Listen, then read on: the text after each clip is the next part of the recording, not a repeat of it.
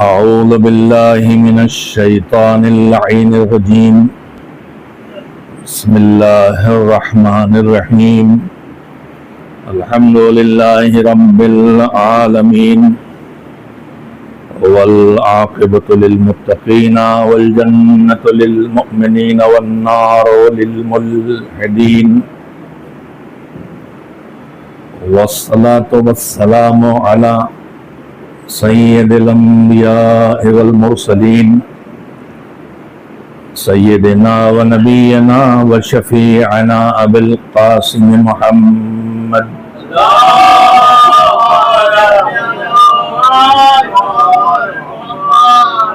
و آلہ الطیبین الطاہرین المعصومین المظلومین، واللعنۃ الدائمۃ الباقیۃ علی أعدائهم أجمعين من الآن إلى يوم الدين.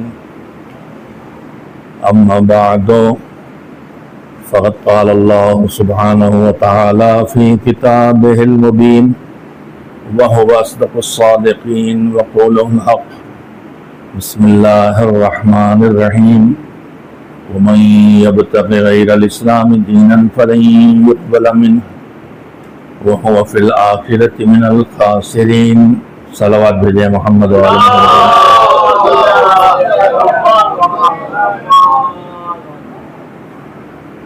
مجلس کا اہتمام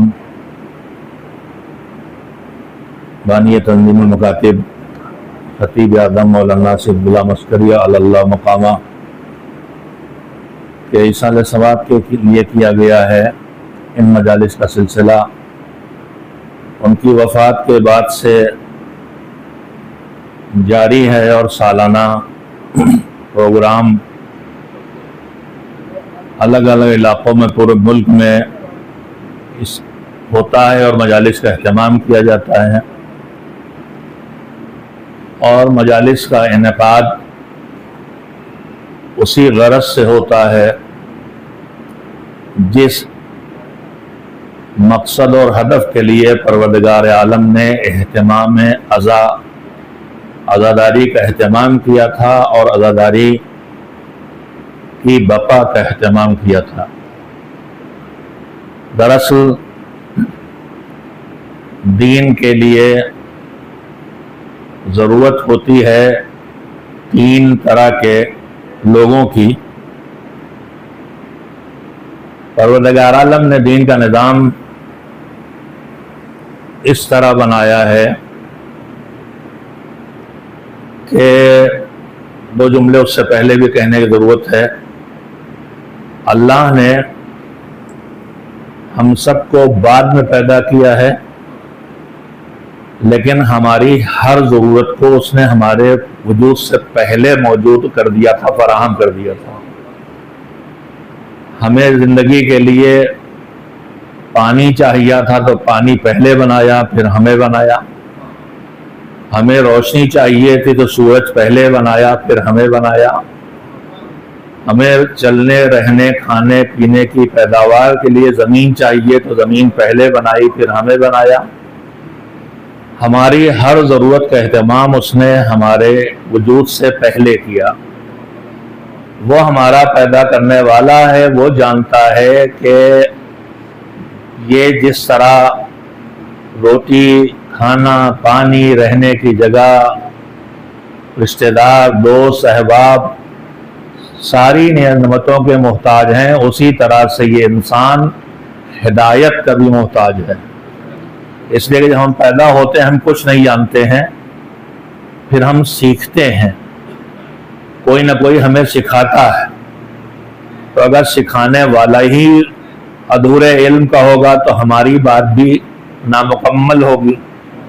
اگر سکھانے والے ہی سے غلطی ہوگی تو ہم بھی غلطی کی راہ پہ جائیں گے. لہذا سکھانے والے کی ضرورت تھی، اور ایسے سکھانے والے جن کے پاس مکمل علم بھی ہو اور جن سے غلطی کا امکان نہ ہو، یعنی صاحبان عصمت بھی ہوں. تو اس نے ہمیں بعد میں خلق کیا، کائنات کو بعد میں خلق کیا. سب سے پہلے نور حضرت محمد مصطفیٰ صلی اللہ علیہ وسلم کی تخلیق، اور اس کے بعد اس نے دین کی خلقت کی، دین تیار کیا.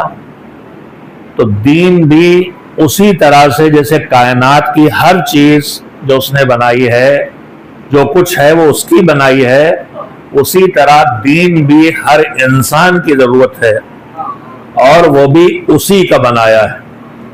اس لیے کہ اگر پانی وہ ہمارے کر دیتا کہ کوئی اور بنائے گا تو ہو سکتا ہے پانی کا بیلنس کچھ بگڑ جاتا اور کبھی کبھار بگڑ جاتا تو تباہی آ جاتی. سورج کا نظام چل رہا ہے، اگر ذرا سے گڑبڑ جائے تو تباہی آ جائے گی، ہم آپ سب جانتے ہیں. تو پھر دین کا نظام بھی اس نے اپنے ہاتھوں سے بڑھایا ہے. اس لیے کہ اگر نظام دین میں جہاں کچھ کرنا ہے کچھ نہیں کرنا ہے، کچھ ماننا ہے کچھ نہیں ماننا ہے، کچھ قبول کرنا ہے کچھ کھانا ہے کچھ نہیں کھانا ہے، کچھ دیکھنا ہے کچھ نہیں دیکھنا ہے، کچھ سننا ہے کچھ نہیں سننا ہے، اگر اس میں بھی کچھ گڑبڑ جائے تو اسی طرح سے نقصان دہ ہو جائے گا جیسے ڈاکٹر کے لکھے ہوئے نسخے میں جو دوائیں ہیں، اگر ان میں کوئی دوا بڑھ جائے تو نقصان کر دیتی ہے اور کوئی دوا گھٹ جائے تو نقصان ہو جاتا ہے. دین روحانیت کا علاج ہے، انسانیت کا علاج ہے، اس لیے اس نے خود دین کا نظام بنایا. اب یہ اللہ نے جو کچھ ہمارے لیے بنایا ان نعمتوں کی دو قسمیں ہیں. کچھ نعمتیں وہ ہیں جو ہمیں حاصل کرنا پڑتی ہیں اور زیادہ تر نعمتیں وہ ہیں کہ جو خود بخود ہم تک پہنچتی ہیں. اس وقت بظاہر ہم آپ جو یہاں فرش پر بیٹھے ہوئے ہیں تو نہ کھانا کھا رہے ہیں، نہ پانی پی رہے ہیں، نہ چائے پی رہے ہیں. میں بیٹھا ہوں، آپ بیٹھے ہیں، آپ دیکھ رہے ہیں، میں دیکھ رہا ہوں، میں بول رہا ہوں، آپ سن رہے ہیں، میں بھی سانس لے رہا ہوں، آپ بھی سانس لے رہے ہیں. زندگی کے ان چند کاموں کو انجام دے رہے ہیں. ان میں سے کسی ایک کام کو کرنے کے لیے اللہ کی کتنی نعمتوں کا ہم استعمال کر رہے ہیں ہم جانتے بھی نہیں ہیں. دیکھنے کے لیے کتنی نعمتیں استعمال ہمیں پتہ بھی نہیں ہے. تو جب ہمیں پتہ نہیں تو ہم مانگیں گے کیا؟ جب ہمیں پتہ ہی نہیں ہے کہ ہماری ضرورت سانس لینے کے لیے کیا کیا چاہیے، آکسیجن چاہیے اور کیا چاہیے اور کیا چاہیے، اور دیکھنے کے لیے مجھے کیا کیا چاہیے، مجھے پتہ نہیں، میں مانگوں گے کہاں سے؟ یہیں پہ جملہ آ گیا کہنے کا کہ اللہ جب ہم جانتے بھی نہیں کہ ہمیں کیا چاہیے تو ہم مانگیں گے کیا؟ تو زیادہ تر نعمتیں تو وہ بن مانگے دیتا ہے، لیکن کبھی کبھی کچھ نعمتیں دیتا ہے مانگنے پہ. اب خیال آتا ہے کہ مالک جب اتنا کچھ بن مانگے دیا ہے تو یہ چند نعمتیں مانگنے پہ کیوں رکھی ہے، یہ دعا کیوں رکھی ہے؟ تو شاید جواب ملے کہ بن مانگے دے کے ہم بتاتے ہیں کہ ہم رب ہیں اور مانگ کے تم بتاؤ کہ تم بندے ہو. اور ہمیں جو شکوے ہوتے ہیں کہ ہم نے اتنا مانگا نہیں ملا، تو کبھی ہمیں بھی یہ سوچنا چاہیے کہ ہم نے اتنا مانگا نہیں ملا اپنے خیال میں، لیکن اس نے کتنا دیا، ہم نے اس کے مقابلے اس کا شکر کتنا کیا، ہم نے اس کے مقابلے میں کتنا شکر کیا. بہرحال اس وقت اس موضوع بات کرنے نہیں آیا تھا کہ دعا قبول ہونے کے اسباب کیا ہیں، علماء سے آپ سنتے رہتے ہیں. میں اس میں یہاں سے بات شروع کی تھی کہ اللہ نے نظام ہدایت دین ہمارے لیے بنایا ہے اور یہ نظام کسی اور کا بنایا ہوا نہیں ہے.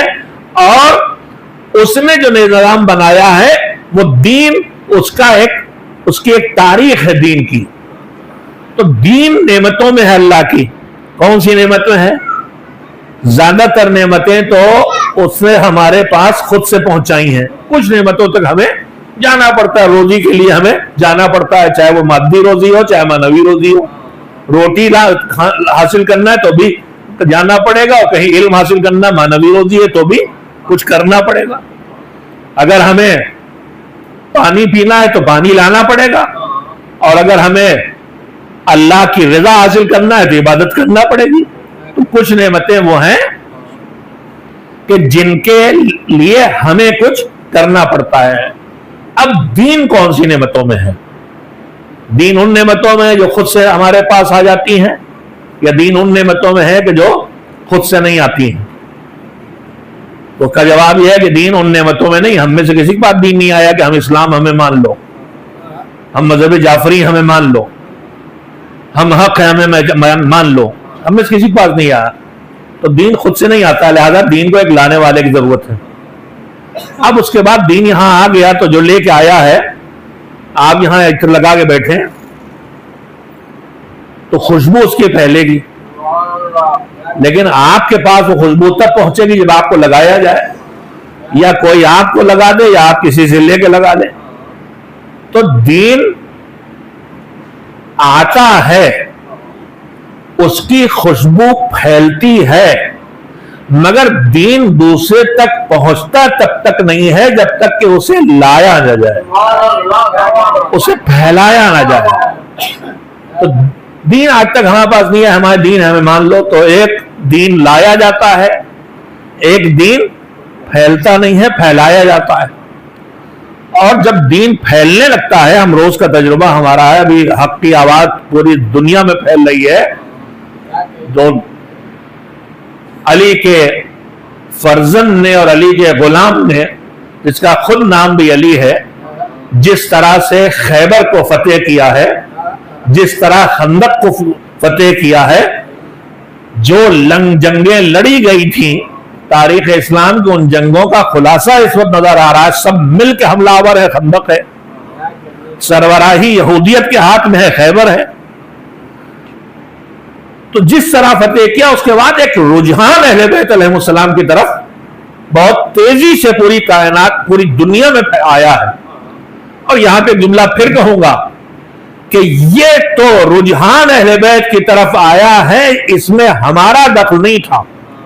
یہ کچھ جیالوں نے اہل بیت کی سیرت کی جھلکیاں دکھا کے پوری دنیا کو متوجہ کر دیا کہ جب علی والے ایسے ہیں تو علی کیسے رہے ہوں گے.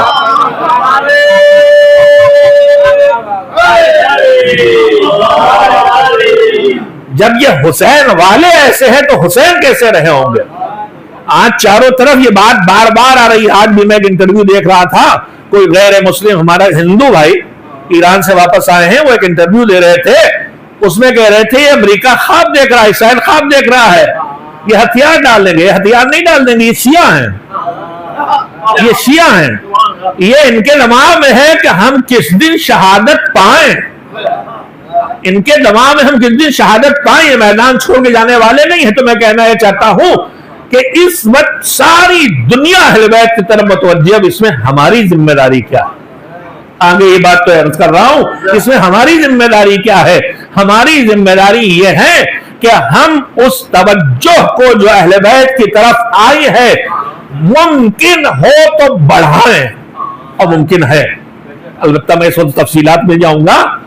ممکن ہے، لیکن اگر یہ نہ کر سکیں تو کم سے کم اتنا تو کریں کہ اپنے جذبات کی تسکین میں کوئی ایسی بات نہ کریں جو آتے ہوئے کو کرنٹ مار کے پھر واپس کر دے. باشعور حضرات تشریف فرمائے. میرے خیال میں گفتگو کا مقصد آپ سمجھ گئے ہیں. یہ منبر دوسروں کو کھینچ کے لانے کے لیے ہے، یہ منبر آتے ہوئے کو کرنٹ مار کے بھگانے کے لیے نہیں ہے. اس منبر سے وہ تذکرے ہونا چاہیے کہ جو جذب کر کے لائیں، اور وہ تذکرہ محمد و آل محمد علیہ السلام کا ہے. آپ تولا کو اس منبر کے ذریعے پھیلاتے چلے جائیے، لوگ کھچ کھچ کے آتے چلے جائیں گے. ان کی سیرت بیان ہو، ان کے فضائل بیان ہو، ان کا کردار بیان ہو، ان کے کمالات بیان ہو، ان کی سچائیاں سامنے آئے، ان کی باتیں پہنچے، ان کی باتیں، حدیث اور روایتیں لوگوں تک پہنچے. اس لیے انہوں نے کہا ہے کہ تم ہماری بات اتنا بس تمہیں کرنا، تم ہماری بات پہنچاؤ، پھر اس کے آگے کا کام ہماری بات خود کرے گی. पहुंचाना हमारा काम है, उनकी बात को असर कर पैदा करना ये उनका काम है, वो हमारा काम नहीं है। लेकिन हो क्या रहा है, हम अपने जज्बात की तस्कीन के लिए, ठीक है बहुत सी चीजें हमारे फराइज में है, बराअत, बुराई से दूरी, ज़बान से भी इजहार करना दूरी का, अमल से इजहार करना दूरी का, अमल से दूरी इख्तियार करना। एक तो सिर्फ ज़बान से, लेकिन बरात में कहीं लान नहीं है। लान अलग चीज है, बरात अलग चीज। मैं बरात का लफ्ज बार बार बोल रहा हूं, मैं लफ्ज भी नहीं लाना चाहता जो किसी के खाली दिमाग में लफ्ज पहुंचे के देखो ये वही कर रहा है। फारसी में बरात को तबर्री कहते हैं और असल में अरबी में लफ्ज तबर्री ही है। हम कभी कभी छोटे को बड़ा बना देते हैं और कभी इसका उल्टा भी करते हैं। सलाम रहमतुल्लाह। इमाम हफ्तुम का इसमें गिरामी क्या है? जनाब मूसा कालिम अलैहिस्सलाम हमारे यहाँ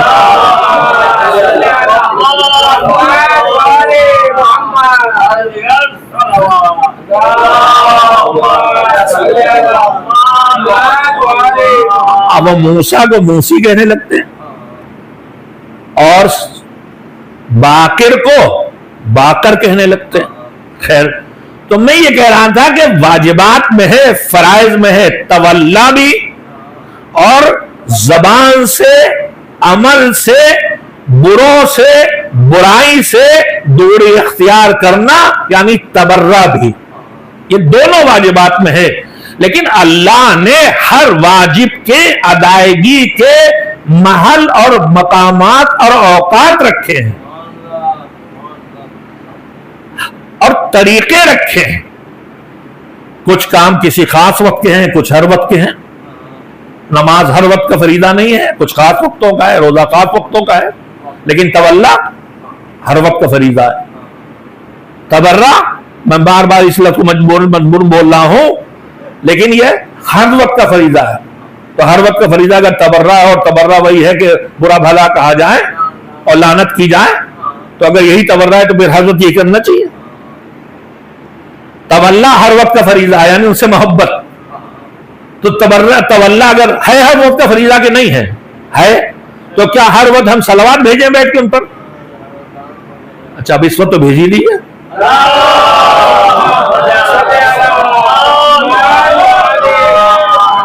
नहीं, अल्लाह कुछ काम बताता है और उनका तरीका बता देता है। नमाज पढ़ो और ऐसे पढ़ना, हज करो और ऐसे करना, और कुछ हमारे ईमानी शऊर और बसीरत के हवाले करता है। काम कहता है करना है, मगर कैसे करो, कब करो, किस तरह करो, ये हमारे शऊर के हवाले करता है। तवज्जो देंगे, बात आ गई इसलिए कर रहा हूं। नमाज पढ़ो इस वक्त पढ़ो, ऐसे पढ़ो, रोजा रखो ऐसे रखो, हज करो इस वक्त रखो, ऐसे करो, मगर अम्र बिल मारूफ करना तुम्हें है।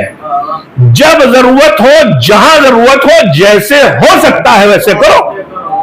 अब ये थोड़ी कि अम्र मारूफ है तो हवा डंडा लिए खड़े हुए नमाज पढ़ो। नहीं, कभी अम्र बिल मारूफ खाली जबान से चलो नमाज पढ़ लो, हो गया। कभी थोड़ा समझा के, कभी डांट के, और नमाज न पढ़ने के लिए छोटे बच्चों को एक आध हाथ लगाने की इजाजत रिवायत में वारिद हुई है। तो अम्र मारूफ है, जिम्मेदारी की नहीं है, हर वक्त की, हर वक्त की। यह नहीं है कि सुबह वाजिब है शाम को वाजिब नहीं है।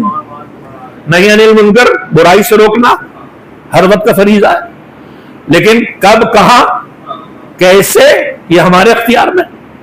बात अगर अब मिसाल दीदी मैंने मजहबी के जरिए दे दी, उन्हीं फुरुआत दीन से दे दी है, तो फिर मैं आपसे पूछना चाहता हूं, नमाज की तरह, रोजे की तरह, हज की तरह तवल्ला और तबर्रा भी वक्ती फरीजा नहीं है, दायमी फरीजा है।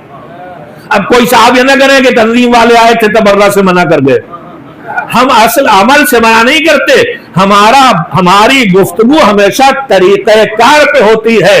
हम आजादारी के खिलाफ कैसे हो सकते हैं? आजादारी ने हमें बचाया है, आजादारी ने हम तक दीन पहुंचाया है, मगर مسئلہ یہ ہے کہ جب عزاداری کی شکل ایسی اختیار کر لی جائے جو عزاداری کو کھینچ کے لانے کے بجائے لوگوں کو دور کرنے کا سبب بننے لگے، یا عزاداری کی توہین ہونے لگے، بنام عزا ایسی شبیہیں بنائی جانے لگے جو بتوں کی شکل میں ہوں، تو پھر کیا نہیں بولنا پڑے گا؟ تو میں مثالوں میں بہت نہیں جاتا چاہتا، یعنی کہنا چاہتا ہوں کہ ہم اصل عمل کی مخالفت نہیں ہوتی بلکہ اس طریقے کی مخالفت ہوتی ہے جو نامناسب ہے، تو کہا جاتا ہے عزاداری کی مخالفت کر رہے ہیں، کوئی نماز پڑھ رہا ہے، یوں سجدے میں گیا، یوں رکوع میں گیا، اب کسی نے ٹوکا، کہا صاحب آپ نماز سے روک رہے، آپ نماز سے ٹوک رہے، تو اصل مسئلے سے اختلاف نہیں ہے، اس کے طریقہ کار کو جب غیر مناسب رقص پہ لگایا جائے گا، نعروں کی مخالفت نہیں ہے، لیکن جب نعرے اس بدسلیقگی پہ آ جائیں کہ توہین امامت ہونے لگے، اگر کوئی کہنے لگے فلاں کے دیور علی علی، تو اب یہ توہین امامت ہے، اس پہ ٹوکا جائے گا۔ ایک صلوات بھیجیں محمد و آل محمد۔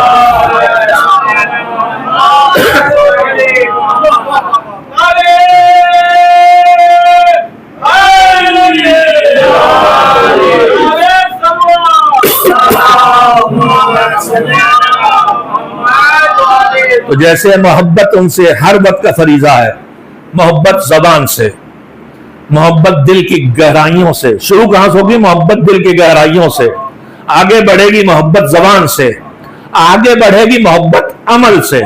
ان میں سے کون سی زیادہ ویلیو رکھتی ہے؟ خالی دل والی محبت ایک گریڈ ہے، زندگی بھر چھپا کے رکھ کے چلے گئے، نجات کے لیے کافی، لیکن اونچی کوالٹی والی محبت نہیں ہے۔ محبت زبان سے، پھر محبت عمل سے، اور اہل بیت نے جس محبت کا مطالبہ کیا وہ قدم قدم پہ دیکھیں عمل سے محبت کا مطالبہ، اس لیے کہ اگر اللہ سے محبت ہے تو اللہ کے رسول کی اطاعت کرو، تو محبت دل سے ہے تو اطاعت عمل سے ہے۔ اللہ صلوم علیہ اجرا نگر ہے محبت دل سے، تو اطیعوا اللہ و اطیعوا الرسول اولی الامر منکم، ان سے محبت ہے تو اگلا قدم اطاعت کرو، یہ عمل سے۔ تو اطاعت و محبت کے رشتے ملے ہوئے ہیں۔ تو محبت کے مختلف مرحلے ہیں، ایک ہے زبان دل سے، ایک ہے زبان سے، ایک ہے عمل سے۔ یہ ہے تولا، نفرت، نفرت نہیں ہے، فروع دین میں نفرت نہیں ہے، لفظوں کا فرق بہت ضروری ہمیں پہچاننا۔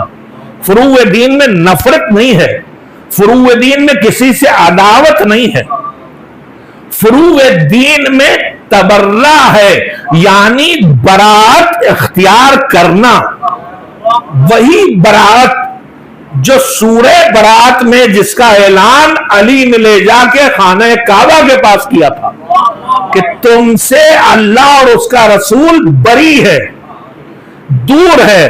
برات دوری، برات نفرت نہیں ہے، نفرت کا نتیجہ ہے۔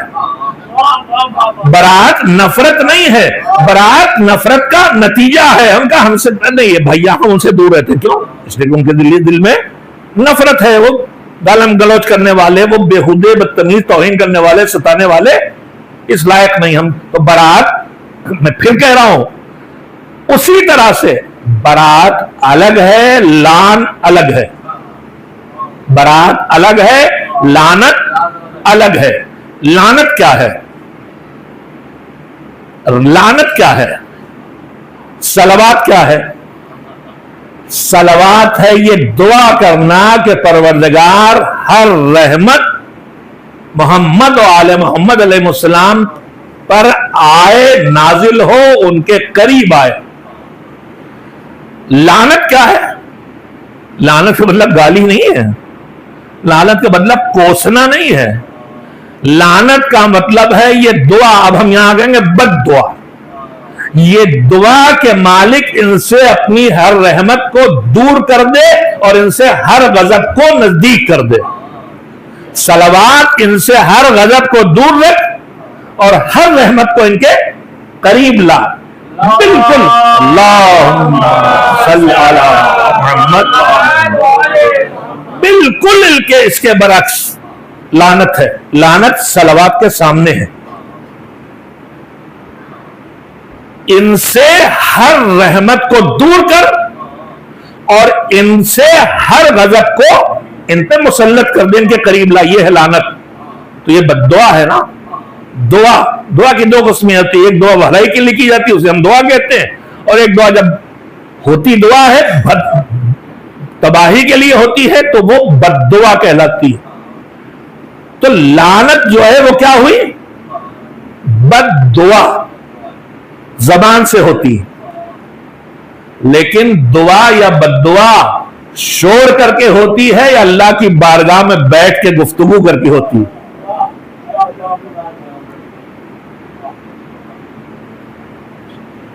زیارت عاشورہ میں شاید اس طرح گفتگو پہلی بار آپ تک پہنچ رہی ہوگی. زیارت عاشورہ میں لعنت ہے کہ نہیں ہے؟ لعنت کا لفظ خود جتنا جامع ہے کسی بھی دشمن کے لیے اس سے برا لفظ اور کچھ ہو نہیں سکتا، مگر لعنت گالی دینا نہیں، لعنت شور مچانا نہیں. میں بات ایک درمیان شروع کی، جب یہاں رکتا ہوں، تبرہ برات اختیار کرنا، دوری اختیار کرنا، اس کے تقاضوں میں تقاضا یہ ہے کہ لعنت ہو، یعنی بد دعا کی جائے. مگر اللہ نے بہت سے کام کہا کرنا ہے، مگر کب کرنا ہے، کیسے کرنا ہے، کہاں کرنا ہے، یہ ہمارے حوالے. نماز پڑھنا ہے لیکن فساد ہو گیا، ہندو مسلم فساد ہو گیا، بغیر مسلح بچھائے دیتے ہیں ٹرین کے پلیٹ فارم پر، تو جان جائے گی کہ نہیں پڑھنا ہے. تو اب یہاں نہیں پڑھنا، اس وقت نہیں پڑھنا. کیوں؟ اس سے کہ تمہاری جان کو خطرہ ہے. میں بہت قریب پہنچا رہا ہوں آپ کے ذہنوں کو. میرے نماز پڑھنے سے مجھے یا میرا کسی کو، علیکم السلام، کسی کو خطرہ پیدا ہو رہا ہے تو مجھے نہیں پڑھنا. تو لعنت بد دعا کرنا ہے، ہمارا فریضہ ہے، مگر کب کہاں کرنا ہے، کہاں کرنا ہے، کیسے کرنا ہے، اس میں یہ خیال رکھنا ہے کہ ہمارے اس فریضے کی ادائیگی سے کوئی اہل بیت سے دور نہ ہونے لگے، کوئی اسلام سے نفرت نہ کرنے لگے، کسی تک ہماری آواز پہنچ کے کسی کی جان لینے کا سبب نہ بن جائے. ایک صلوات بھیجے محمد علی محمد. بات یہ کہنے کے لیے سوچ کے تو نہیں آیا تھا، لیکن تذکرہ درمیان میں آ گیا اور اسی میں اچھی خاصی بات وقت آپ کا لے لیا. میں جلدی سے واپسی کا سفر شروع کرتا ہوں. میں نے بات جہاں شروع کی تھی، دین خود سے آتا نہیں، لانے والا چاہیے. دین خود سے پھیلتا نہیں، پھیلانے والا چاہیے. دین خود سے بچتا نہیں ہے. دین جب پھیلتا ہے، تاریخ دین کہہ رہی ہے کچھ لوگ قبول کرتے ہیں اور کچھ لوگ رد کر دیتے، نہیں مانتے. اور جو نہیں مانتے ان کی دو قسمیں ہوتی ہیں، کچھ نہیں مانتے چپ کے بیٹھ جاتے ہیں، کچھ نہیں مانتے اور لڑنے کھڑے ہو جاتے ہیں اور مٹانے پہ لگ جاتے ہیں. اس وقت پوری دنیا کس چیز پہ لگی ہے؟ تشیع کو مٹانے پہ لگی. اب دنیا نے اتنے دنوں میں سمجھ لیا کہ جو استعماری طاقتیں ہیں، جو یزیدیت ہے موجودہ دور کی، جو فرعونیت ہے موجودہ دور کی، دونوں لفظ میں نے بول دیے. پوری دنیا اس وقت دو حصوں میں بٹی ہوئی ہے، یا یزیدیت ہے یا فرعونیت ہے. یہ دو ہیں، بس دو حصوں میں بٹی، دو لفظ سب کو سمیٹ لیتے ہیں. اور جیسے کل یہودیت اور عیسائیت اور کفر تینوں مل گئے تھے، اسی طرح اس وقت پھر دنیا میں وہی اتحاد ہوا. اس لیے میں نے اس کا نام خندق رکھا ہے. انشاءاللہ یہ خندق وہ خود رہی ہے جس میں خود دفن ہونے والے ہیں. ایک صلوات بھیجیں محمد علیہ.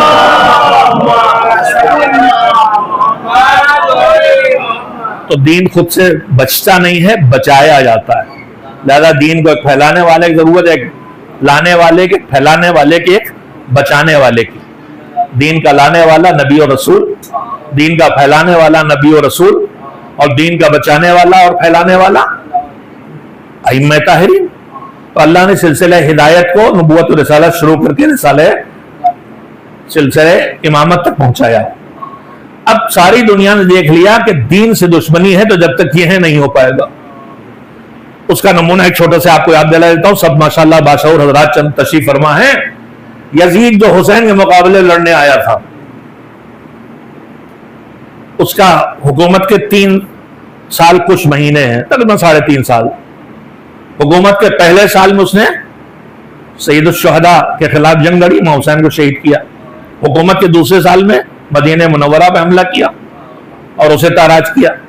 हुकूमत के तीसरे साल में मक्के मुअज़्ज़मा पे हमला किया और काबे की तौहीन हुई, उन्हें नुकसान पहुंचाएगा। अदमा करबला हुसैन की शहादत गाह, इमामत की पहचान। उससे पहले मदीना और मक्का। मदीना क्या है? मरकज़े नबूवत है, नबूवत वहां से समझी जाती है। मक्का क्या है? मरकज़े तौहीद है, तौहीद वहां से समझी जाती है। तो यजीद की हुकूमत के 3 साल है। हुसैन पे हमला किया, यह था इमामत पे हमला। फिर मदीने पे हमला किया था नबूवत पे हमला। फिर मक्के पे हमला किया, यह था तौहीद पे हमला। मगर वो जानता था यजीद कि जब तक इमामत मौजूद है तब तक न नबूवत का नुकसान हो सकता है, न तौहीद को मिटाया जा सकता है। लिहाजा उसने इमामत से शुरू किया। आज आजादारी उसी शहादत हुसैन के फरीजे को अंजाम दे रही है। आजादारी है तो इमामत बची है, आजादारी है तो नबूवत बची है, आजादारी है तो तौहीद बची है। आज सारी दुश्मनी आजादारी से इसलिए की जा रही है कि जब तक ये रहेगी न तौहीद को मिटाया जा सकेगा, न नबूवत को मिटाया जा सकेगा, न इमामत को मिटाया जा सकेगा।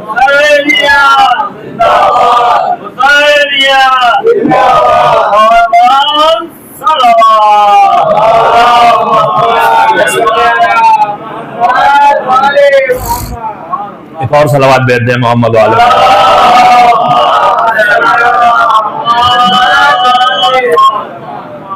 मैंने जो आयत करीमा पढ़ी थी, जो इस्लाम के अलावा किसी और राह को, दीन को, यानी निजाम जिंदगी को अपनाएगा। हम दीन का मतलब समझते हैं अव्वल तौहीद, दूसरे नबूवत, तीसरे इमामत, चौथे क़यामत। इमामत अव्वल तौहीद, दूसरे अदल। बच्चों को 5 याद कराते हैं, खुद 4 ही पढ़े। मेरा इम्तिहान अकाजी साहब ले, मैं भी फेल हो जाऊंगा।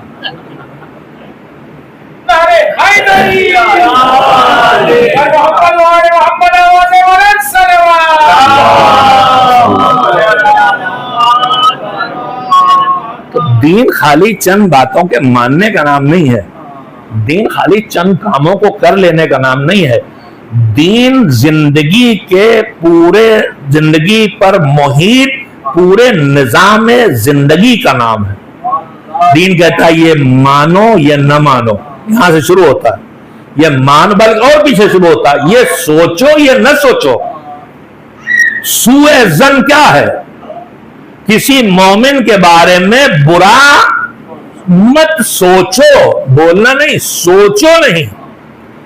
ये सोचो ये न सोचो, ये मानो ये न मानो, ये सुनो ये न सुनो, ये देखो ये न देखो, ये बोलो ये न बोलो, ये खाओ ये न खाओ। पूरा दीन, पूरा निजाम जिंदगी है, पूरा निजाम जिंदगी है।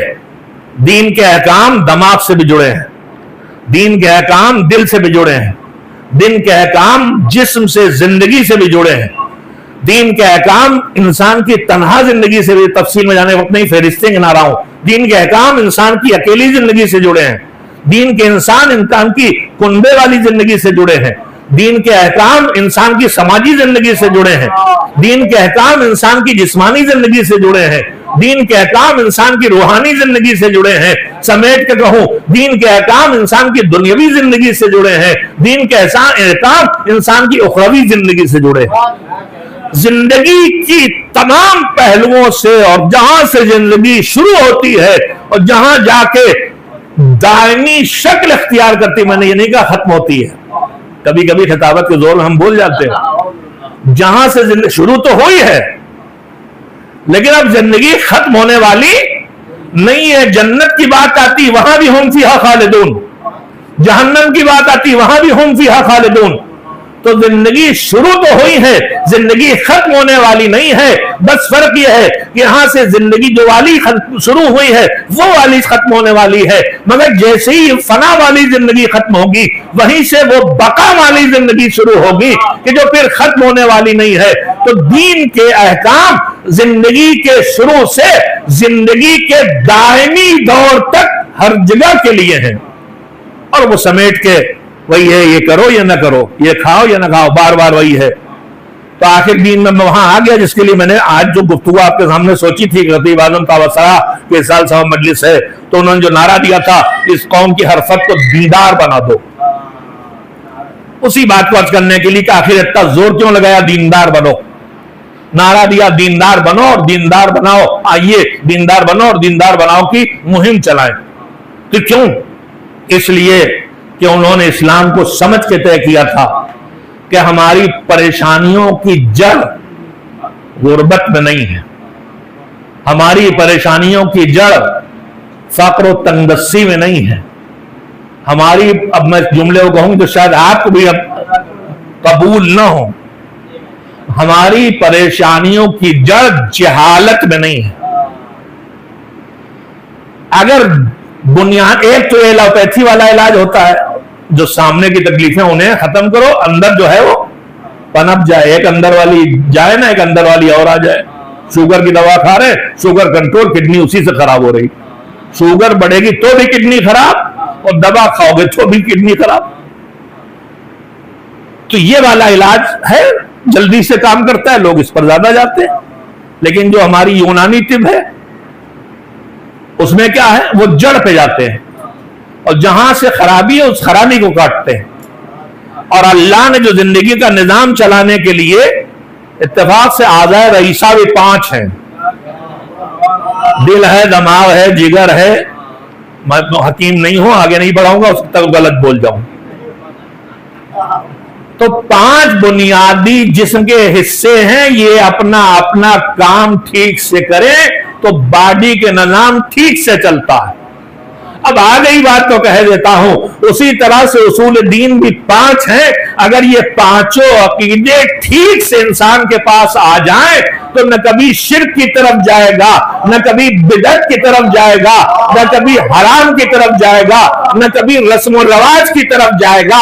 یہ بہکنے کی وجہ ہوتی ہیں, کہیں توحید نے دماغ پہ ٹھیک سے قبضہ نہیں کیا, لہذا غالی بنے چلے جا رہے ہیں, مخلوق کو خالق بنا رہے ہیں. کہیں توحید و عدالت کو ٹھیک سے نہیں سمجھا تو مقصر ہوئے جا رہے ہیں, کہیں نبوت کو نہیں سمجھا تو ادھر ادھر پوجا پاٹ میں باباؤں پہ چلے جا رہے ہیں. ہماری بہنیں یہ جو مزاروں پر باباؤں کے ہاں دوڑے چلے جا رہی ہیں, ان کی پریشانی کیا ہے؟ انہوں نے ولایت کو نہیں پہچانا ہے, انہوں نے ان کو جو اختیارات ملے انہیں نہیں پہچانا ہے, انہوں نے عصمت کو نہیں پہچانا ہے, انہوں نے صاحبان اقتدار اولیاء خدا کو نہیں پہچانا ہے. کمزوری یہیں پہ ہے جس کے نتیجے عملی شکل میں ظاہر ہو رہے ہیں. تو ادھر کی کمزوری ادھر زندگی میں غلط رخ پہ لے جاتی ہے. اگر اصول دین مضبوط ہوں تو نہ فروع میں وہ بگاڑ آئے گا, نہ اخلاق میں بگاڑ آئے گا. اصول کی کمزوری ہماری, ہم آپ سب گنہگار ہیں, کوئی تھوڑا کم تھوڑے زیادہ, یہ ہمارے گناہوں کے پیچھے کون سی چیز ہے؟ ہمیں اللہ کو ماننے میں کوئی شبہ نہیں, اس کی عدالت میں کوئی شبہ نہیں, پھر بھی گناہ کرتے. جنت و جہنم میں کوئی شبہ ہے ہمیں؟ کہیں گے نہیں ہے, شبہ نہیں ہے, مگر عقیدہ آخرت کمزور ہوگا تبھی گناہ ہوگا. اہل بیت علیہ السلام گناہ کیوں نہیں کرتے تھے؟ کوئی انہیں فرشتہ بیٹھا تھا جو انہیں روک رہا ہو؟ نہیں, ان کو آخرت پر وہ یقین تھا, جزا و سزا کا وہ یقین تھا کہ ان سے گناہ نہیں ہو سکتا تھا. تو جیسے 5 اعضائے بدن اگر صحیح سالم ہوں تو اس سے پورا وجود صحیح سالم رہتا ہے, ویسے اگر یہ اصول دین ہمارے, ہم لوگ کہتے ہیں عقیدے کے بڑے غلط فہمی ہے, میں صاف کہہ رہا ہوں, ہماری قوم عقیدے میں بہت پکی ہے. اب سوشل میڈیا کا دور ہے, اب جب بحثیں ہوتی ہیں تو مجلسوں کے نقطے وہاں فٹ کیے جاتے ہیں, جس طرح فیل ہوتے ہیں اس سے پتہ چل جاتا ہے عقیدے میں آپ کہاں کھڑے ہیں, عقیدے میں آپ کہاں کھڑے ہیں. سچائی یہ ہے کہ عقیدے امامت کو بھی نہیں ثابت کر پاتے جو زندگی بھر گویا سنایا گیا. تو عقیدے میں کم مضبوط ہیں, بہت پکے ہیں, یہ بھرم تھا اب نہ رکھیے. ضرورت عقیدے کو مضبوط کرنے کی ہے. عقیدہ مضبوط ہوگا تو فروع بھی درست ہوں گے, اخلاقیات بھی درست ہوں گے. تو خیر میں بات یہ کر رہا تھا کہ غلام اختری جب اٹھے تو فقر تھا, تنگدستی تھی, تباہی تھی, جہالت تھی. 1947 ملک ٹوٹا تھا, پوری کریم چلی گئی تھی اٹھ کے, تلچھٹ یہاں بچی تھی. البتہ ہر جگہ نہیں ہوا یہ, बहुत से बाशऊर नहीं भी गए थे, जो गए थे आज वो नहीं है तो उनकी नस्ल पछता रही है। मैं मिलता हूं सबसे, वो पछता रहे गलत फैसला हुआ। हमारे बुजुर्ग पयाम आदमी साहब ने एक वाकया सुनाया था, उनके बुजुर्गों में कोई एक भाई चले गए छोटे पाकिस्तान और बड़े भाई रह गए यहीं। तो छोटे भाई ने वहां से लिखा कि अंबारी तो उजड़ गया होगा, उल्लू बोलते होंगे। तो इन्होंने यहां लिखा, नहीं भैया, उल्लू तो सारे वहां चले गए। देखिए, कोई भी तकसीम का फैसला बहुत मुश्किल से दुरुस्त होता है। जहां बटा वहीं नुकसान हुआ। बहुत कीमती जुमला कहा मैंने, कहीं भी तकसीम का फैसला, बांटने का फैसला सही नहीं होता। सिर्फ एक जगह है जहां बटना है, और वो बटने की जगह है, ये है बातिल, ये है हक। बातिल बिल्कुल अलग, हक बिल्कुल अलग। अगर हक को बातिल को मिलाओगे तो बीबीसी पॉलिसी आ जाएगी, जिसके जरिए आदमी हक को छोड़ता रहेगा, बातिल की तरफ आता रहेगा। ये एक नेगोशिएशन का लफ्ज है पूरी दुनिया में, बड़ी मक्कार दुनिया है। नेगोशिएशन होना चाहिए। नेगोशिएशन होने का मतलब क्या है?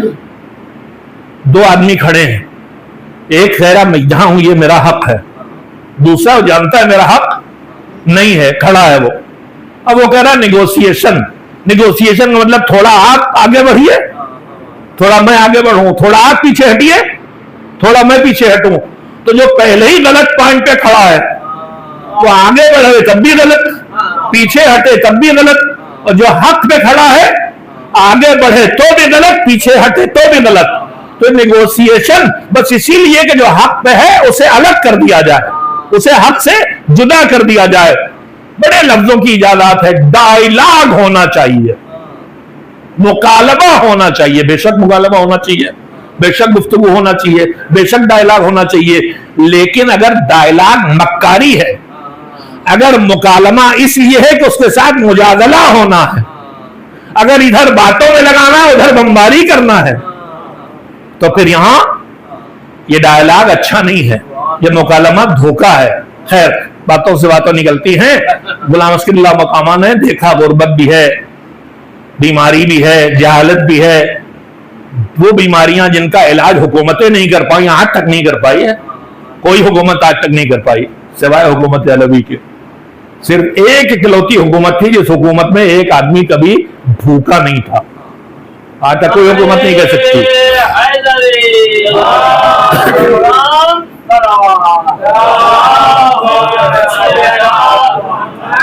आज तक कोई नहीं कह सकता कि कौन सी दुनिया में मुल्क है, कोई मुल्क एक जहां कोई एक आदमी एक वक्त की रोटी उसे नसीब ना हो, कोई दावा नहीं कर सकता। ये सिर्फ अली थे, सूखी हुई जौ की रोटी खा रहे। असहाब ने किसी ने पूछा, मौला ये क्या खा रहे हैं? कहने लगे, अगर ये रोटी मेरी ममलकत में किसी एक को नसीब ना होती तो तुम अली को ये रोटी खाते भी न देखते। अब ये सिर्फ अली हैं जो कह सकते हैं कि मेरी ममलकत में कम से कम ये रोटी हर एक को नसीब है। तो बीमारी, गुर्बत, जहालत सब है। गुलाम अस्करी ने देखा गुर्बत मिटेगी, तो क्या गुर्बत मिटने से जहालत मिट जाएगी? आज भी है, देख लें आप, क्या हर अमीर आदमी आलिम इल्म वाला भी होता है? नहीं, बहुत से बहुत जाहिल है और बहुत पैसे वाले। बीमारी मिटेगी तो क्या उससे इल्म और दौलत आ जाएगी? नहीं, बहुत से तंदुरुस्त है, नाकारा है, नहीं कमाते। तो इनमें से किसी के हटने से दूसरी बीमारी नहीं जाएगी। उन्होंने तशखीस दी, वही जो अल्लाह ने की। 3 लाभ। दीन जिंदगी के हर मसले को हल करता है। उन्होंने तय किया कि दीन आएगा तो गुर्बत नहीं रहेगी। आप कहेंगे दीनदार और बहुत गरीब है, तो सुनिए क्यों है।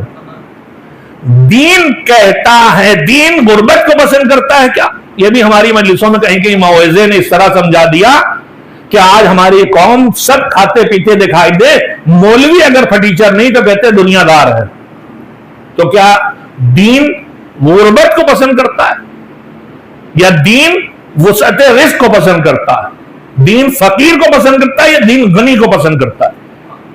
दीन गरीब को पसंद करता है या दौलतमंद को पसंद करता है? मुझे जवाब दें, यह बताइए, दीन में कर्जा लेना सवाब है कि कर्जा देना सवाब है? देना सवाब है तो वही देगा जिससे होगा। जिस दीन में ज़कात निकालना वाजिब है तो ज़कात क्या हर एक पे वाजिब होगी?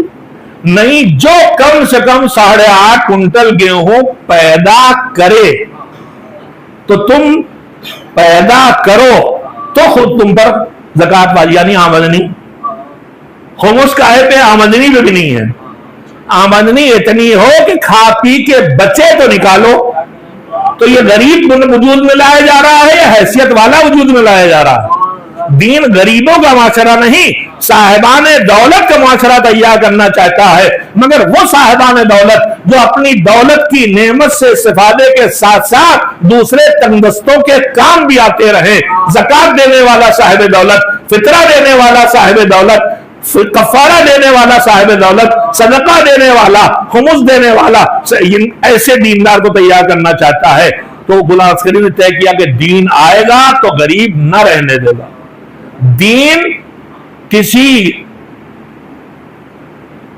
जो निकम्मे होते हैं, क्या दीन निकम्मों को पसंद करता है?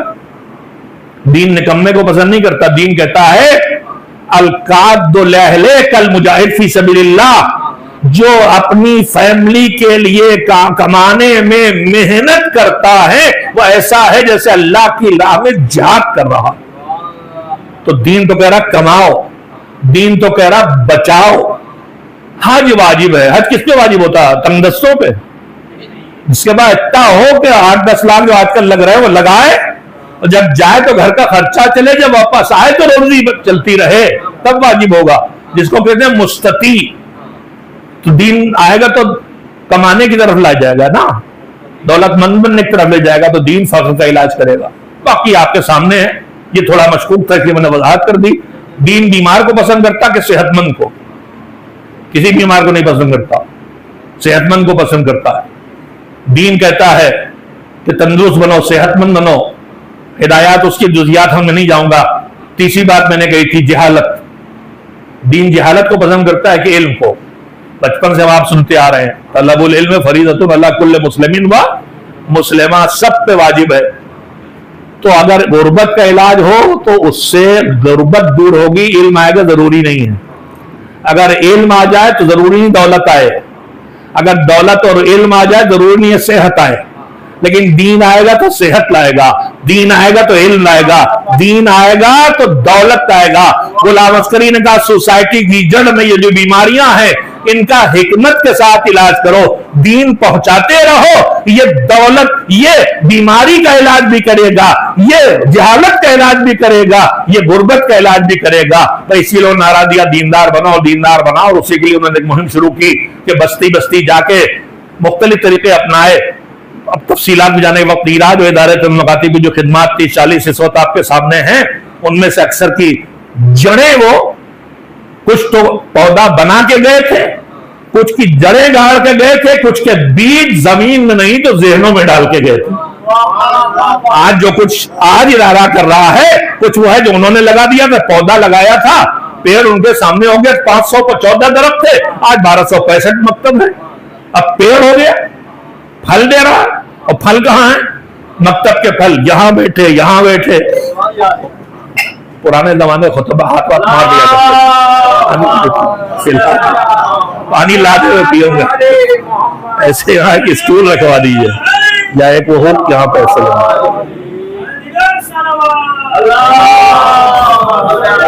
यहाँ पे एक मुकम्मल मजलिस सुन चुके हैं। फिर मैंने सोचा था तो मैं 40 मिनट ज्यादा नहीं जाऊंगा, मगर थोड़ा बाहर जा रहा हूँ, मैं यही रोकता हूँ, किसी सूरत ब्रेक लगाता हूँ। अलबत्ता मेरे पुराने ब्रेक हैं, हमारे यहाँ गाड़ी चलती थी, उसका नंबर था 313, जिसे गाड़ी में मुंह वाली होती, तो ब्रेक यूं मारना शुरू करता था आधा किलोमीटर बाद लगने के लिए, तब रुकता था। मैंने ब्रेक तो लगाना शुरू कर दिए, लेकिन गाड़ी तो आधे घंटे बाद ही रुकने वाली है। एक सलवात भेजे मोहम्मद वाले।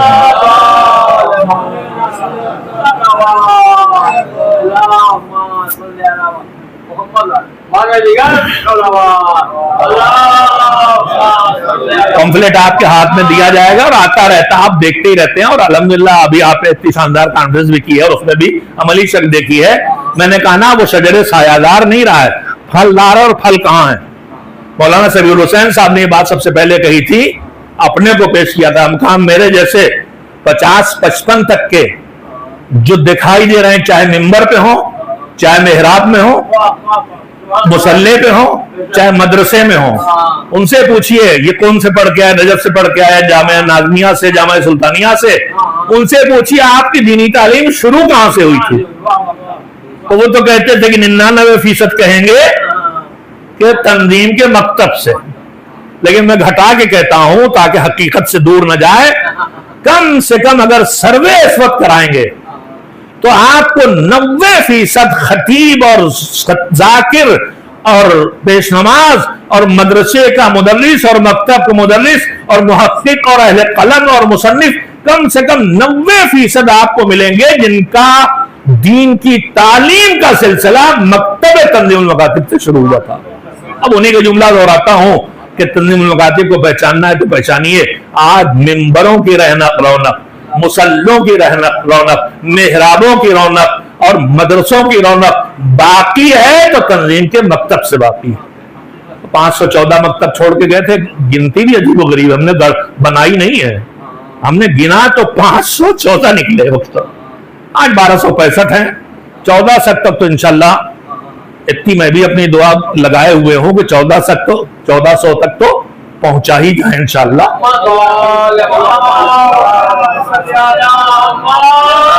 और हकीकत अमर यह है कि आज तक हमने जो शुरू से अब तक का रिकॉर्ड तंजीम का महफूज मिला, ये भी बता दूं, जो पहली कैश बुक है आमदनी खर्च का हिसाब, गुलाम अस्करी अल्लाह मकामा के अपने हाथ की लिखी हुई महफूज है।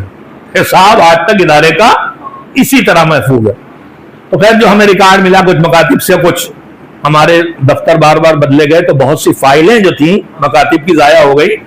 फिर भी जो मेहनत कर जमा किया गया तो तकरीबन 2300 मकतब आज तक तंजीमुल मकातिब ने खोले। आपके हम फिर क्या हुए, बंद हो गए। आप लोग बड़े निकम्मे हैं, 1265 क्यों हैं बंद जो हुए, जिनमें से तकरीबन 1000 मकतब, 800-900 मकतब बंद है परमानेंट। मगर किस लिए बंद है? इमदाद नहीं गई इसलिए बंद है, इम्तिहान नहीं हुआ इसलिए बंद है, इसलिए नहीं बंद है। मकतब बंद हुए हैं परमानेंट तो इस वजह से बंद हुए हैं कि अब वहां या तो वहां के लोग शहरों में चले गए या वहां अब छोटे बच्चे नहीं रहे, फैमिली प्लानिंग का जोर हो गया, बच्चों के न होने से मकतब बंद हुए हैं। उसके बाद 300 के इर्द गिर्द मकतब 250, 300, 200 आर्जी तौर पर बंद है। यानी वहां का मुदर्रिस बस्ती में नहीं है, बाहर से लाके रखने की सलाहियत नहीं है, कोशिश की जा रही है, भेजा जाएगा। मकामी मुदर्रिस नहीं, बाहर से मिल नहीं रहा, मोमिनीन आपस में लड़ गए हैं, चंदा नहीं पूरा हो पा रहा, या आर्जी हैं। 200-250 मकतब आर्जी तौर बंद हैं। 1265 वो मकतब हैं जो खुले हैं, जिंदा हैं, चल रहे हैं, जिनका इम्तिहान लिया जाता है। अब उसके बाद उन्होंने, मैंने कहा पौधे और लगाया, जामिया इमामिया का पौधा लगाया था, वह है माशाअल्लाह। जामतुल ज़हरा का बीज ज़हनों में डाल के गए थे। तंजीमुल मकातिब का जामतुल ज़हरा सबसे पहला मदरसा है लड़कियों की आला दीनी तालीम का। तो बहुत से काम, 12-15 काम उनकी जिंदगी के हैं, हमने चार्ट बनाया है। फिर वो काम है जो उनकी हयात के बाद अंजाम पाए, और वो जो मुस्तकबिल का प्लान है, और ये सारी खिदमत आपके तामुन से हो रही। Jamia Imamia, जामतुल Zahra, मकातिब, school, coaching system. अब कुछ काम हमने जमाने के तकाज़ों के तहत किए हैं। मकतब में बच्चे हमारे अब सब नहीं आ पाते, बस्ती में पहले जितने बच्चे आकर नहीं आ पाते, क्यों? का स्कूल जाते हैं, ट्यूशन पढ़ते, कोचिंग करते हैं, उनके बाद टाइम नहीं आने का। तो हमने कहा ठीक है, आपका कोचिंग भी हम चलाएंगे ताकि आपका बच्चा स्कूल की तालीम में भी अच्छा हो जाए और मकतब में भी। तो हमने इमामिया स्टडी सेंटर स्कीम शुरू की, मकतब कम कोचिंग, मकतब भी कोचिंग भी। उसके बाद अगला मरहला यह था कि मकतब का बहरहाल एक वक्त होगा जैसे स्कूल का होता है, मकतब सुबह हो शाम हो। हमारी ताकीद है कि मकतब का वक्त वो रखा जाए जो स्कूल के टाइम से न टकराए। लेकिन बहुत से बच्चे उसका ट्यूशन पढ़ते, कोचिंग पढ़ते, या बहुत सी जगह मकतब नहीं है। शहरों में हम बहुत कम मकतब है, बंबई में जितने मकतब कुछ नहीं है तादाद के लिहाज से। ये भी एक मुहिम हमने शुरू की है, मकतब खोलो, नए मकतब खोलो। बंबई में अभी कम से कम सैकड़ों मकतब दरकार है। 15 बच्चों पे मकतब शुरू करते हैं। आपकी शिया आबादी कितनी, यहां बच्चे कितने हो, मकतब कितने देख लीजिए। और यही हिसाब हमने लगाया पूरी हिंदुस्तान का, कम से कम 3 करोड़ शिया, कम से कम 50 लाख बच्चे, नहीं और घटाइए 10 लाख पे आ जाइए।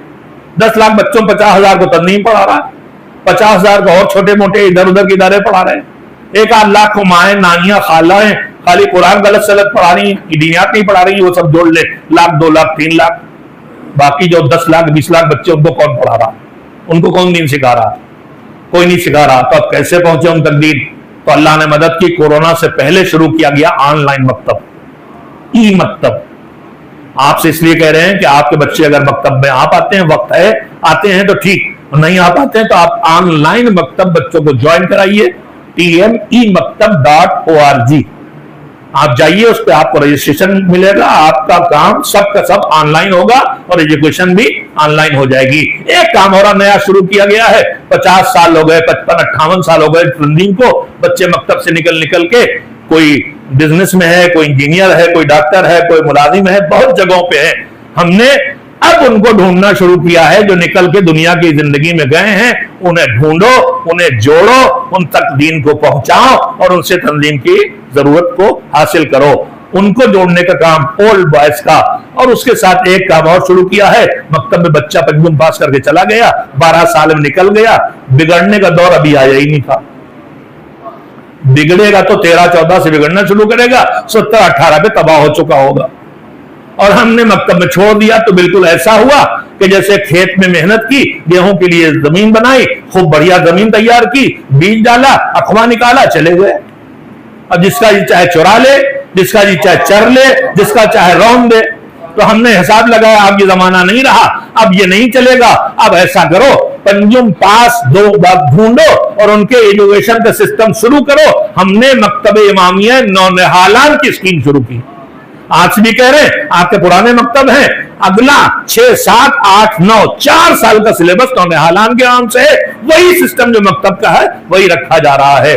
और 10th के बाद फिर 2 साल या 3 साल या 4 साल जैसे हालात को कोर्स बनाया है, मदरसे अबू तालिब और मदरसे खज्जुल कुबरा, ये 3-4 स्कीमें आपसे इसलिए बताई कि आपके नॉलेज में भी रहे और आप उसके साथ साथ इनसे इस्तेफादा कर सकें। अब खिदमत गिनाने की बहुत गुंजाइश है, 40 कम से कम छोटी बड़ी खिदमतें जो तंजीम मुकातिब अंजाम दे रहा। मैं एक जुमले को पूरे एतमाद के साथ कह सकता हूं कि आप कोई अच्छा काम सोचिए और फिर पूछिए तंजीम वाले कर रहे हैं कि नहीं। इंशाअल्लाह हम कहेंगे हाँ कर रहे हैं, चाहे इतना से कर रहे हो चाहे इतना कर रहे हो, कर रहे हैं। गरीबों की मदद, बीमारों का इलाज, बच्चियों की शादी, घरों की मरम्मत, रहने का ठिकाना, पानी के इंतजाम, सफाई, हर शोबे हयात में इंशाअल्लाह कुछ न कुछ आपको खिदमत दिखाई देगी। और ये बस आखिर में अर्ज करूं, कहां से मिलती है? आपसे। तंजीम मुकातिब बजट इस साल अब 8.5 करोड़ हो गया। अभी अप्रैल जो आएगा तो 8.5 करोड़ अगले साल के लिए चाहिए। अभी 2 महीने पहले हमारे लिए 1 करोड़ की जरूरत थी। हमारा जो अकाउंट फॉरेन से पैसे लाने का था, बहुत आता भी नहीं था, वो गवर्नमेंट ने बंद कर दिया, FCRA बंद कर दिया गया। और सब इदारों के साथ यही हुआ, इदारों के साथ, संस्थान नहीं कह रहा हूं, ज्यादातर मेरे इत्तिला में जितने इदारे हैं उनके साथ यही हुआ है। अब जाहिर है जो बाहर से थोड़ी बहुत पहले भी दी आ रही थी, इसलिए कि दुनिया भर में भेजने पे इतनी सख्ती है। जो बनी उमैया, जुमला फिर कह रहा हूं, बनी उमैया ने अहले बैत तक लोग न पहुंचे, उसके लिए जो चीजें ईजाद की उसमें एक था खुम्स के वजूब से इनकार। इससे कि कोई काम हो तो पैसा चाहिए, दीन फैलना है तो पैसा चाहिए। मुसलमान न माने तो न माने, मगर दीन फैलने में पैसा चाहिए। माल खदीजा न होता तो दीन न फैलता, दीन को कोई पैसा चाहिए। रगे इक्तिसाद काट दो दुश्मन ये करता है। खुम्स से इनकार इसलिए किया है ताकि खुमुस ज़कात जाती है इंसान फुकरा को, खुमुस जाता है इमाम को, इनके हाथ में पैसा ना जाए। अब हमारे कुछ नादान भी खुमुस से इनकार कर रहे हैं, मुहिब अहले बैत मौलाई कहलाते हैं और खुमुस का इनकार कर रहे हैं। उनको नहीं पता कि खुमुस का इनकार बनी उमैया के डिजाइन है, बनी उमैया का डिजाइन है। अहले बैत को उनकी जिम्मेदारियां अदा न करने दें, इसलिए खुमुस से इनकार किया गया था।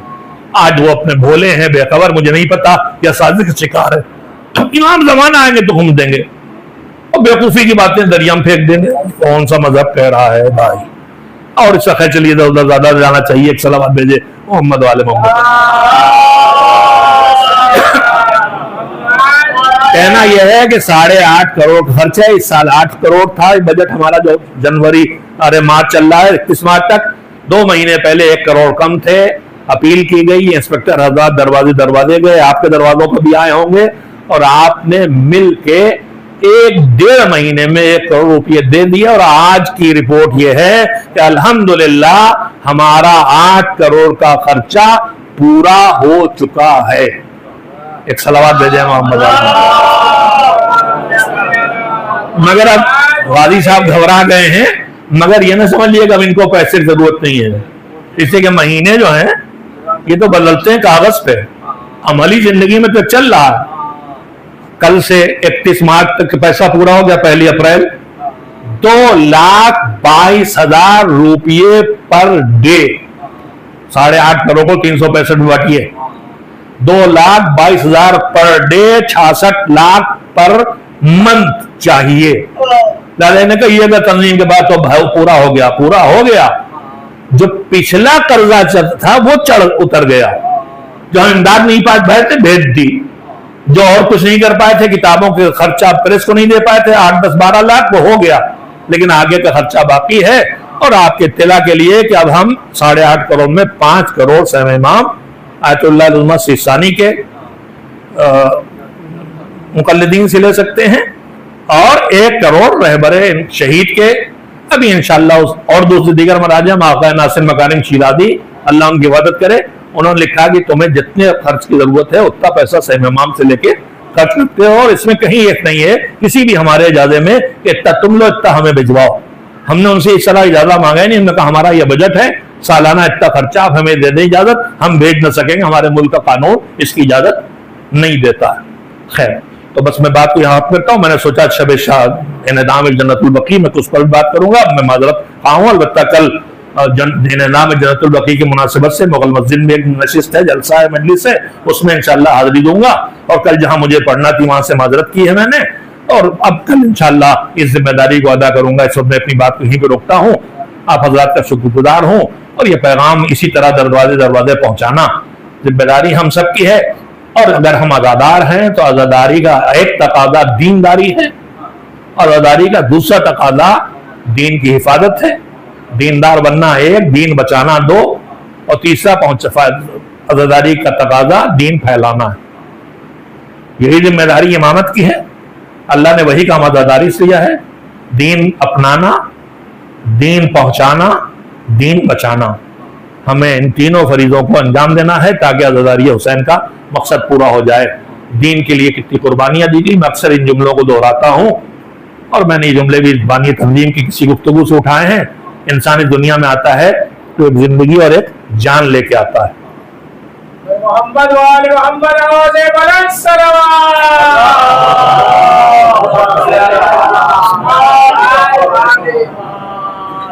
جب زندگی لے کے آتا ہے پھر اس کے بعد زندگی آگے بڑھتی ہے تو زندگی نعمتیں شروع ہوتی ہیں. زندگی ملتی ہے تو زندگی میں آگے بڑھتا ہے تو اب اس کے پاس مال آتا ہے، جان لاتا ہے، مال حاصل کرتا ہے. پھر اسی معاشرے میں آگے بڑھتا ہے تو صاحب اولاد بنتا ہے، اور آگے بڑھتا ہے تو دھیرے دھیرے زندگی بسر کر کے ہر انسان اپنی سوسائٹی میں کوئی ایک جگہ بناتا ہے. اس کا ایک کوئی جگہ ہوتی ہے، اس کی کوئی منزل ہوتی ہے، اس کا کوئی ایک وقار ہوتا ہے. بہت بڑا وقار نہ صحیح تو ہر ایک کا کہیں نہ کہیں تو وقار ہے. اپنے گھر میں بھی کم سے کم باوقار. البتہ آپ کہیں مولانا بعض تو اب ہم لوگ تو گھر میں ہی بے وقار ہو گئے، اور حقیقت یہی ہے کہ اب یہ بے وقاری جو ہے گھر سے شروع ہو رہی، معاشرے تک جا رہی. گھر میں عالم کا احترام نہیں تو باہر بھی نہیں ہوگا، گھر میں ماں باپ کا احترام نہیں تو باہر بھی نہیں ہوگا، گھر میں پڑوس کا خیال نہیں تو باہر بھی نہیں، گھر میں بچوں کا خیال نہیں تو باہر بھی نہیں. باہر کی جتنی خرابیاں ہیں سب گھر کی خرابی سے نکل رہی ہیں. گھر سدھریں گے تو معاشرہ سدھرے گا، اور گھر کو سدھارے گا کون؟ دینداری سدھارے گی، دین سدھارے گا، رسمیں نہیں سدھارے گی. تو جان ہے، اولاد ہے، مال ہے، عزت و وقار ہے. چاروں قیمتی، مگر سب کی قیمت برابر نہیں ہے. جان قیمتی ہے، مال قیمتی ہے، औलाद कीमती है, वक़ार कीमती है, मगर कौन कितना कीमती है? माल बहुत कीमती है। आदमी जान लगा के वक्त, हम सबसे ज्यादा अपना वक्त काहे पे लगाते हैं? सारी कोशिशें, सारा वक्त, सारी फिक्र, सारी जिद्दोजहद माल के लिए, जिंदगी की जरूरत है। माल कीमती है, मगर यही माल बेकीमत हो जाता है जब जान पे बने। 5-10 लाख जो जमा किए थे कमा के, हार्ट पेशेंट हो गए, ओपन हार्ट सर्जरी, 10 लाख खर्चा का, चले जाए 10 लाख, जान तो बचे। तो जान माल से ज्यादा कीमती है। और उसके बाद भी सर्जरी से उठे थे, अभी बेटा एकदम से जवानी में, आजकल हादसात हो रहे हैं, किडनी फेल, गुर्दा चाहिए, रिलेटिव को चाहिए, बाप कह रहा है मुझसे ले लो, मां कह रही मुझसे ले लो, डॉक्टर कह रहे हैं तुम्हें खतरा है, कहा हो जाए खतरा, मेरा बच्चा बच जाए, मैं चला जाऊं। इसका मतलब माल से ज्यादा कीमती जान है, और जान से ज्यादा कीमती औलाद है। और शरीफों की दुनिया में औलाद से भी कीमती चीज का नाम है इज्जत और आबरू और वक़ार। इज्जत वाले, हमारी तारीख, हमारे यही माजी करीब जो फसादात हुए हैं, उनमें देखें औलाद तक को कुर्बान कर दिया आबरू और वक़ार की हिफाजत के लिए। करबला काहे की तारीख है? आज जन्नतुल बकी की वीरानी क्या कह रही है? हम सब कुर्बान कर देंगे, औलाद भी दे देंगे, जान भी दे देंगे, माल भी दे देंगे, सब कुर्बान कर देंगे, मगर हम दीन को बचाएंगे। दीन को बचाने के लिए सारी कुर्बानियां दी जाएंगी। करबला भी इसी की तारीख है, और सारी शहादतें और मजलूमियतें इसी का सबूत हैं। दीन बचाने के लिए हमें जो भी कुर्बान करना पड़ेगा, कुर्बान कर देंगे। ये बताइए, कम से कम जन्नतुल बकी की इनादाम की शब है, मैं उन्हीं में से किसी का तस्करा भी, हजरत हमजा की बात हो रही थी, जंग उहद से जुड़ा हुआ, उनका मजार भी वीरान है, उनकी कब्र ज़ेर आसमान है, जैसे जन्नतुल बकी है।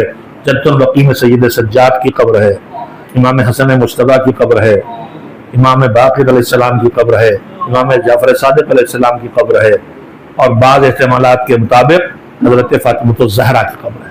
हज़रत ज़हरा की कब्र, उनकी मज़लूमियत एक हिस्सा ये भी है, और मज़लूमियत के साथ उन्होंने कहा था मेरी मौत की खबर मेरे दुश्मनों को न हो, जनाजे पे ना आए। इलाही एहतमाम है, शायद 3 जगह हैं उसके लिए, या अपने हुजरे में दफन है, या जन्नतुल बकी में दफन है, या मिंबर और कब्र पैगंबर के बीच दफन है, जिसके लिए हुजूर ने फरमाया था रौतुम मिन रियादिल जन्नह।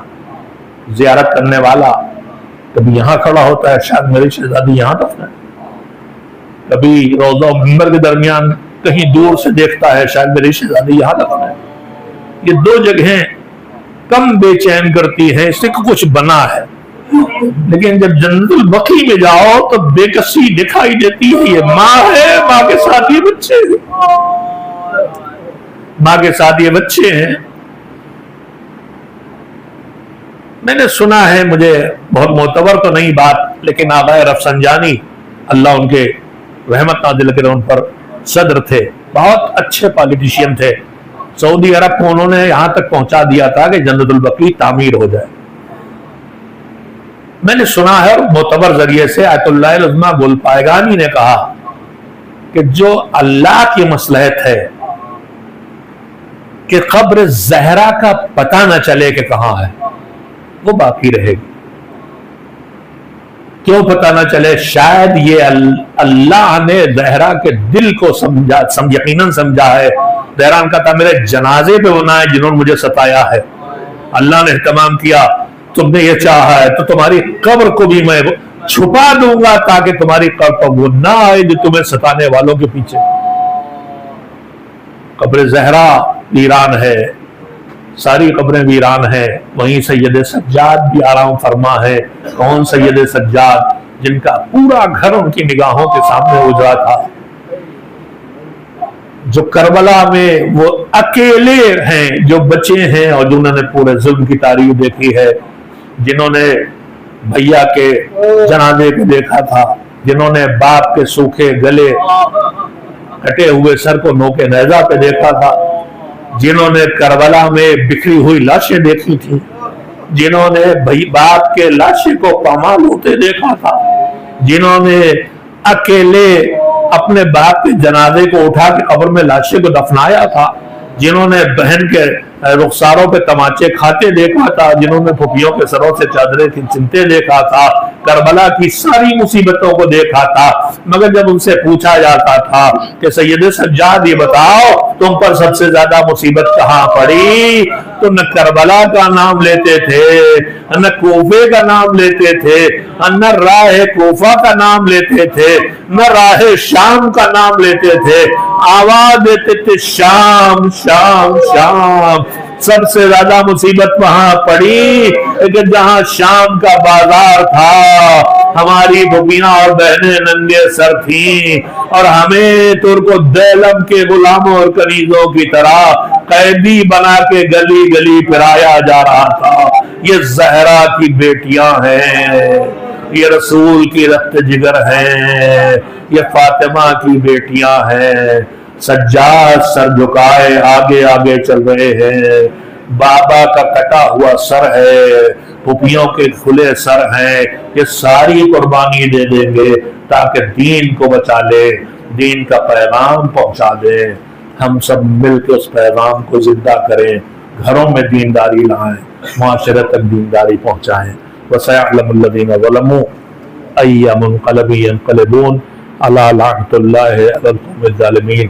الہی بحق الزہرا و ابیہا و بعلہا و بنیہا۔ پروردگار شب ہے ایک اور ظلم کی، دشمن کی ایک اور سازش کی۔ دشمن کی ایک سازش یہ ہے کہ جو نشانیاں ہیں دین کی شناخت کی، زمین پر، کتاب میں نہیں، زمین پر موجود نشانیاں انہیں مٹایا جائے۔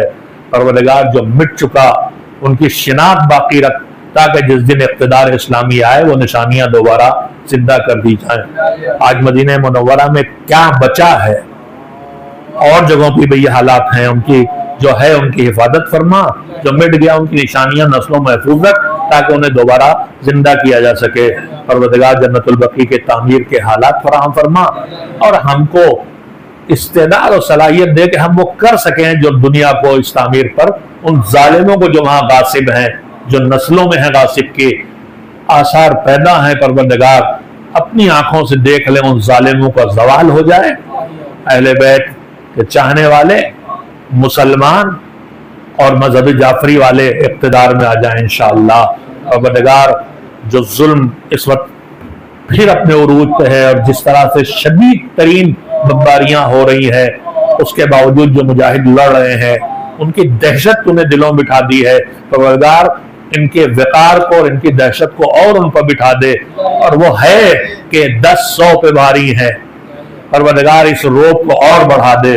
پروردگار وہ جو چکھنے کے لیے مزہ زمین پہ آنے کی دھمکیاں دے رہے ہیں، آئیں اور رسوا ہو کے نہ جائیں، وہیں ذلیل ہو کے وہیں دفن ہو جائیں۔ پروردگار ہماری یہ دعائیں قبول کر لے۔ ہمارے بہت بڑے بڑے چلے گئے، اب جو بچے ہیں مالک ان کی حفاظت فرما۔ سید مجتبیٰ خامنئی سے لے کر آیت اللہ العظمہ سیستانی تک ہمارے فقہا، مراجع، ولی فقیہ سب کی حفاظت فرما۔ ان کے ارد گرد جو مالک اشتر جیسے چھپے ہوئے ان کے دست و بازو ہیں، ان کی حفاظت فرما۔ ان بچوں کی ماں کو صبر عنایت فرما کہ جن کے بچے آگ میں جل گئے۔ پروردگار جو بیوہ ہو گئی ان کی سرپرستی فرما، جو بے سہارا ہو گئے ان کی سرپرستی فرما۔ پروردگار اس نظام میں ظلم کو ختم کرنے والے، عدل و انصاف کے نظام کو قائم کرنے والے زمانے کے محمد کے ظہور کے حالات فراہم فرما۔ اس سلسلے میں ہماری ذمہ داریاں ادا کرنے کی ہمیں توفیق عنایت فرما۔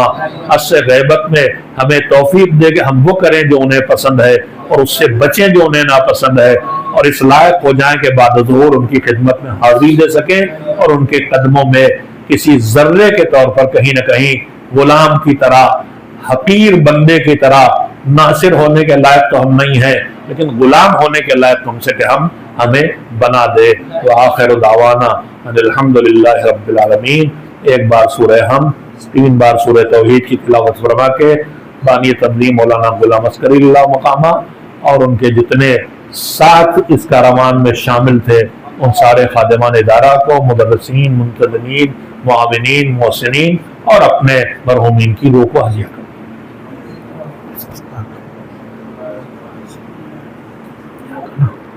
نمسکار.